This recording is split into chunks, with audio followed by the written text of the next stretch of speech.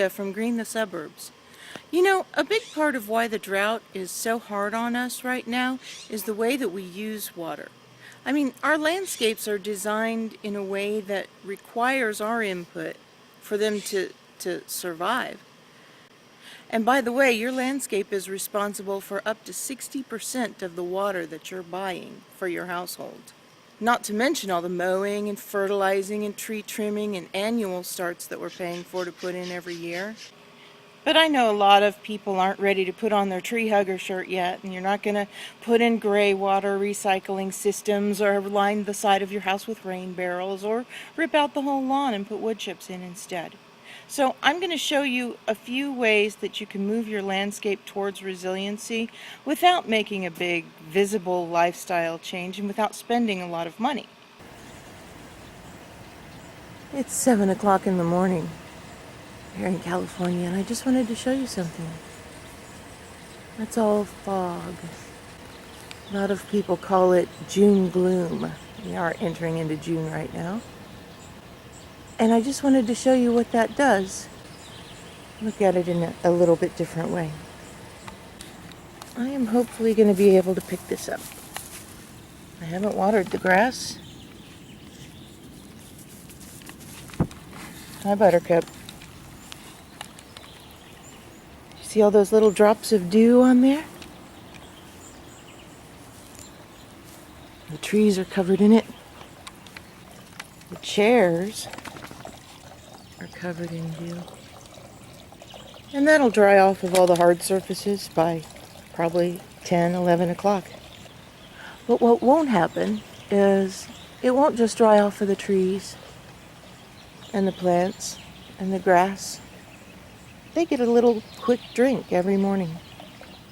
And that's why it's so important in the time of drought to keep some plants alive. Because if you don't have anything living, you don't have anything drinking up all this morning dew. And the bigger trees, like this giant pine tree, get a pretty large percentage of their daily water from fog. They pull it out of the air.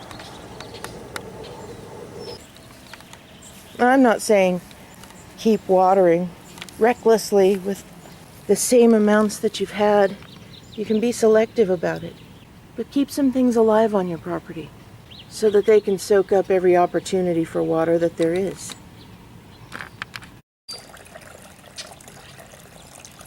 I'm sure a lot of people drive by our house and look at our trees and go, "Ow, why don't they trim those?" And well, there are several reasons that we're not trimming them. They all have to do with the drought.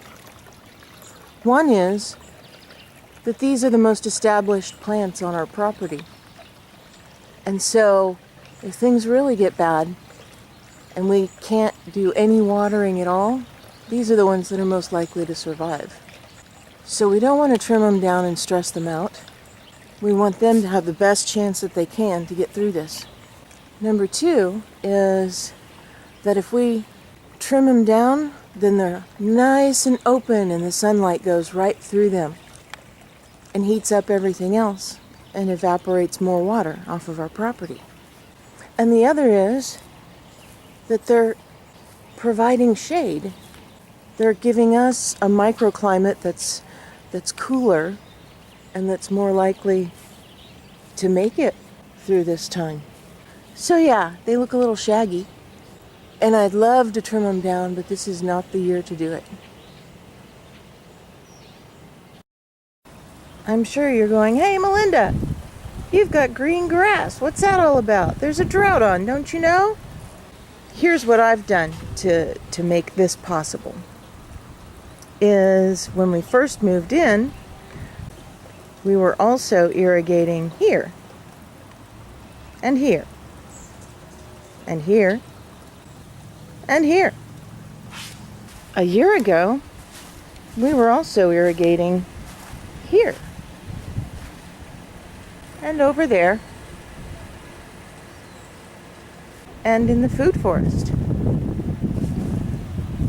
So by taking all of those things out, my water usage has gone way, way down every year.